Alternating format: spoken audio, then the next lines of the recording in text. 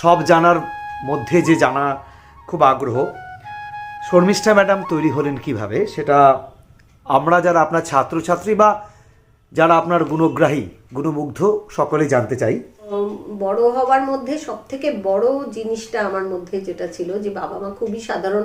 মা প্রাথমিক স্কুলের শিক্ষিকা, মাকে লড়াই করতে দেখেছি, বাবাকেও লড়াই করতে দেখেছি, এবং বাবা মা দুজনেই কমিউনিজম আদর্শে বিশ্বাসী, এবং আমার বাবা জেলও খেটেছেন। তো প্রচন্ড। এটা কি স্বাধীনতার সময় না পরবর্তীকালে? না, এটা স্বাধীনতার আগে। স্বাধীনতার আগে আগে আগে বাবা গণনাট্য আন্দোলনের কর্মী ছিলেন, বাংলাদেশের সেরা সেই সমকালীন প্রথম 10 প্রাবন্ধিকের মধ্যে একজন। শান্তির বার্তা দিয়েছেন। বাবার নাম গোপাল কৃষ্ণ বিশ্বাস। মায়ের নাম অর্চনা বিশ্বাস, এবং দুজনেই পার্টি মেম্বার ছিলেন, অবিভক্ত কমিউনিস্ট পার্টির মেম্বার ছিলেন, এবং ছোটবেলা থেকে রাজনৈতিক আদর্শে ভাবাদর্শে প্রেক্ষাপটে আমার ছোটবেলা কেটেছে, এবং অসম্ভব সংগ্রামী জীবন, অভাবের মধ্যে দিন কেটেছে। আমি আজকে আমার বাবা মাকে পুরো ক্রেডিটটাই দিতে চাই আমাদের বড় হওয়ার মধ্যে, যে সামনে একটা আদর্শ রেখে চলো, মানুষের ভালো করো। কারণ আমরা দেখেছি যে ওই স্বল্পতার মধ্যে মা ছুটে যাচ্ছে মহিলাদের বিভিন্ন রকমের এম্পাওয়ারমেন্টের জন্য। মেয়েরা কারা কষ্টে আছে, নিজের ঘর সংসার দিকে না তাকিয়ে তার উপকার করতে যাচ্ছেন। বাবা পার্টি অফিসে কাজ করছে, বাবা ফুল টাইমার ছিলেন। তো আমরা মানে শুধু করতে দেখেছি যে বাবা মা সার্ভিস দিচ্ছেন, সোশ্যাল সার্ভিস দিচ্ছেন। তারই একটা প্রতিফলন আমি আপনার মাঝে পাই, আমরা সবাই পাই। নেক্সট, আপনার আর্লি এডুকেশন শুরু কোথা থেকে হয়? শুরু আমি আমাদের সেই সময়কার সবথেকে নামকরা স্কুল রামকৃষ্ণ মিশন। কোথাকার ওটা? ঋষরা মাহেশ রামকৃষ্ণ মিশন। সেখানে আমার পড়াশুনো, এবং আমি 2.5 বছরে স্কুলে যাই, এবং ডবল প্রমোশন পাই, এবং খুব অল্প বয়সে আমি ওই প্রাইমারি লেভেলটা অতিক্রম করি, এবং সেখানেও মাস্টারমশাই মহারাজদের ভাবাদর্শ ভীষণভাবে কাজ করেছে। ত্যাগ এবং ভালোবাসা, এটা হচ্ছে নিরন্তর ভালোবাসা যা পেয়েছি সেটা আমাকে আরো উদ্বুদ্ধ করেছে। মানে আমি তৈরি হয়েছি সেইভাবেই। আর বাড়ির পরিবেশের মধ্যে একটা ভীষণ খোলা পরিবেশ ছিল। আমার বাবা একেবারেই জেন্ডার বায়াস ছিলেন না, এবং আমার বাবা বলতেন যে তুমি 100 জনের সমান, এবং ছেলে মেয়ের কোনো বিভেদ বলে কিছু নেই, তুমি সব কিছু পারো, একটা ছেলে যা পারে তুমিও পারো, কিছু তোমার পক্ষে অসম্ভব, তুমি যদি সম্ভব মনে করো সবকিছুই। আজও বাবার কথাগুলো মনে হয় আজকে আমি যা তৈরি হয়েছি, এবং এই সাহস জুগিয়ে চলা। এবং আমার বাবা মাকে সেইভাবেই দেখেছি, ওইখান থেকেই বোধহয় একটা অনুকরণের মধ্যে দিয়ে এসছে যে হার না মানা, জিততেই হবে, কোনো কিছুতে মানে কোনো কিছুকে আটকে রাখা যাবে না। তারপরে মানে ওই রামকৃষ্ণ মিশন থেকে আমি আমাদের শ্রীরামপুরে একটা স্কুলে আসি, পরীক্ষা দিয়ে সেখানে আমি ফার্স্ট হই অ্যাডমিশন টেস্টে। বহু জনের মধ্যে পরীক্ষা দিয়েছিলাম, কিন্তু তারপরে একটা ভূত চাপলো, কলকাতায় ইংলিশ মিডিয়াম স্কুলে পড়বো, সেখানে অ্যাডমিশন পেয়ে গেলাম। আমি ডায়াসেশন স্কুলে পড়েছি, হোস্টেলে থাকতাম। সেই হোস্টেল জীবনও আমাকে ভীষণভাবে করেছে। সেখানে যীশু খ্রিস্টের চ্যাপেলে আমার উপাসনা সেই সব করেছি, ওখানে থাকতাম। খুব স্বল্প বেতনেই মা বাবা রাখতে পেরেছিলেন। এবং বাবা কি করতেন ভারতে? আমার বাবা অসম্ভব ভালো লেখক ছিলেন, কিন্তু তিনি এই জীবিকার জন্য টাইপ শিখে, শর্ট হ্যান্ড শিখে তিনি একটা বেসরকারি জায়গায় স্টেনোগ্রাফার ছিলেন।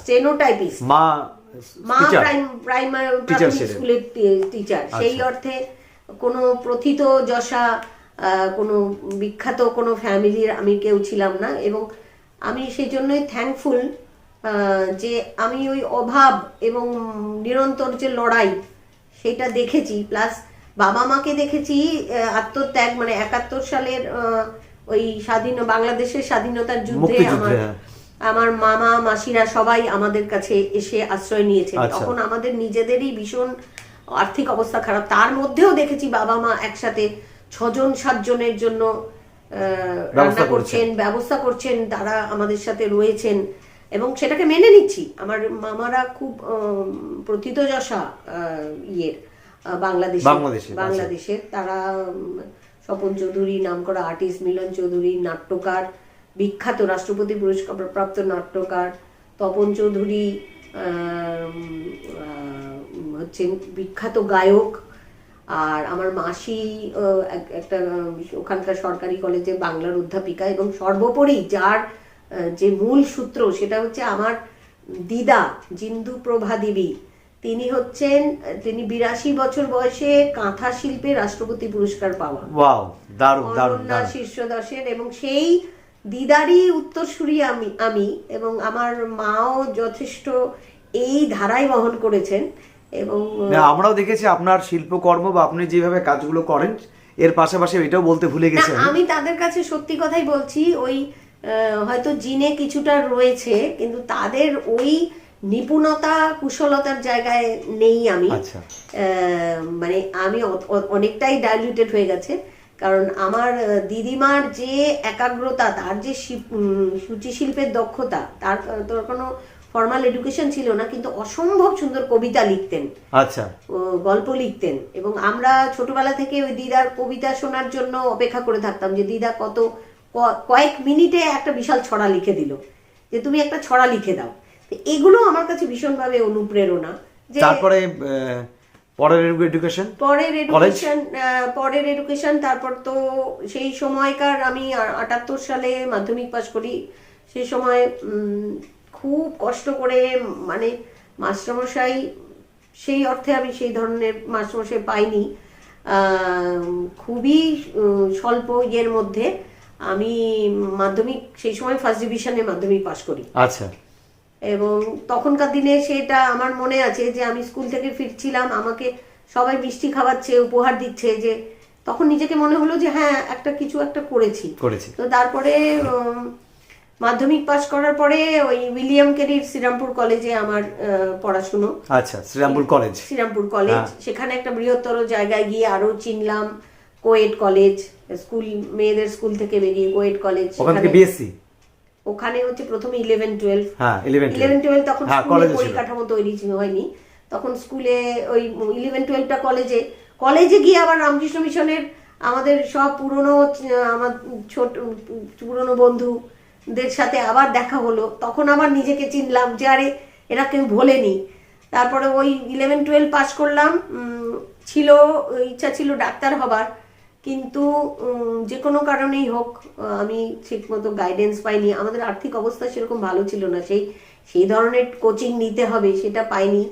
তো আমি ডিরেক্ট ভর্তি হলাম শ্রীরামপুর কলেজের বটানি অনার্স, এবং সেটা ডাইরেক্ট অনার্স পেয়ে গেলাম, আমাকে কোনো পরীক্ষা দিতে হয়নি, কারণ নাম্বারটা এতটাই ভালো ছিল। তাহলে ওটা গ্র্যাজুয়েশন তারপর মাস্টার ডিগ্রি আমি করি বালিগঞ্জ সায়েন্স কলেজে, আমি চান্স পেয়ে গেলাম ক্যালকাটা ইউনিভার্সিটি। আচ্ছা, ক্যালকাটা ক্যালকাটা ইউনিভার্সিটিতে আমাদের মধ্যে যতজন চান্স পেলো তার মধ্যে 2টো মেয়ে চান্স পেয়েছিলাম আমরা, তার মধ্যে আমি একজন, এবং বালিগঞ্জ সায়েন্স কলেজে গেলাম। এবং এই ক্ষেত্রে একটা বিশেষভাবে মানে কথা বলার দরকার, সেটা হচ্ছে যে আমাদের 2টো সেকশন ছিল, একটা ডে সেকশন আর মর্নিং সেকশন বালিগঞ্জ সায়েন্স কলেজে। তো মর্নিং সেকশনে প্র্যাকটিক্যালটা আরম্ভ হতো 7:30টার সময়, আর আমি শ্রীরামপুর থেকে ওই 2 বছর প্রায় 2.5 বছরই সকাল 5টার সময় ঘুম থেকে উঠে এই শীত গ্রীষ্ম বর্ষা 6:03 ট্রেন ধরে আমি যাতায়াত করে পড়তাম, ওই বালিগঞ্জে যেতাম 8 নম্বর বাসে, 20 পয়সার টিকিট, যত কমে খরচা হয় সেখানে। ওই 7:30টার সময় প্র্যাকটিক্যাল আরম্ভ হতো আমাদের বিশাল বালিগঞ্জ সায়েন্স কলেজের ল্যাবে, সেখানে প্র্যাকটিক্যালের পরে থিওরি ক্লাস হতো, থিওরি ক্লাসের পরে লাইব্রেরিতে নোট নিয়ে আমি বাড়ি ঢুকতাম 7:30-8টা রাত্রি, পরদিন আবার কলেজ। তারপরে প্রথমে ঘুমিয়ে নিতাম, তারপরে আমার 12টা থেকে 1টার সময় আবার নতুন করে পড়া আরম্ভ হতো।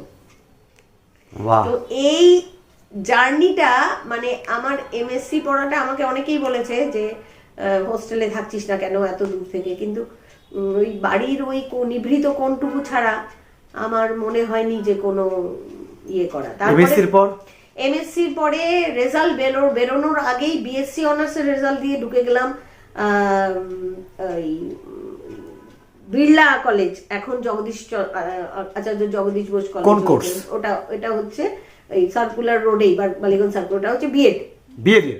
হ্যাঁ, বিএড এ ভর্তি হয়ে গেলাম। এমএসসি রেজাল্ট এখনো বেরোলো না। বিএড এ ভর্তি হয়ে গিয়ে বিএডেও আমি ফার্স্ট ক্লাস পেলাম। বিএড এ ফার্স্ট ক্লাস হলো। এমএসসি তে ফার্স্ট ক্লাস পাইনি, কিন্তু রেজাল্ট ভালোই ছিল। এবং ওই বিএড করতে করতেই আমি একটা ভাঙা স্কিমে আমি রিসার্চে ঢুকলাম। ভাঙা স্কিমে বলতে আমাদের তখন রিসার্চ স্কলারশিপ যেটা ছিল, স্কলারশিপ।